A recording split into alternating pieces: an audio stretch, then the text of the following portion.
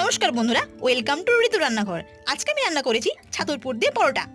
প্রথমেই ছাতুর পুর বানানোর জন্য একটা স্পেশাল মশলা আমাদেরকে বানিয়ে নিতে হবে। প্রথমে আমাদেরকে গোটা শুকনো লঙ্কা, গোটা গোলমরিচ, গোটা ধনে, গোটা জিরে, গোটা গরম মশলা ও লবণ ভালো করে ভেজে নিতে হবে। তারপরে ভাজা মশলাগুলো ভালো করে শিলে গুঁড়ো করে নাও।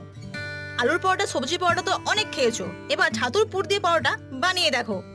কড়াই তেল গরম করে তাতে কাঁচা লঙ্কা দিয়ে, কুচনো পেঁয়াজ দিয়ে, লবণ দিয়ে, আদা ও রসুন কুচি দিয়ে, যে ভাজা মশলাটি ছিল সেটা দিয়ে ভালো করে নেড়েচেড়ে নিলাম।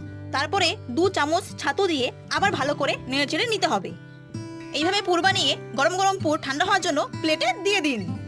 তারপর আটাতে অল্প পরিমাণে সাদা তেল, লবণ মিশিয়ে একটা খুব সুন্দর ডো তৈরি করে নিন এবং পুরটা ঠান্ডা হয়ে আসলে সেগুলি হাত দিয়ে ভেঙে নিন। ডো থেকে লেচি কেটে সেই লেচিতে পুর ভরে এইভাবে বেলে নিন। বেলা হয়ে গেলে গরম কড়াই আগে সেঁকে নিন, তারপর তেল দিয়ে ভেজে নিন ছাতুর পুর দিয়ে পরোটা।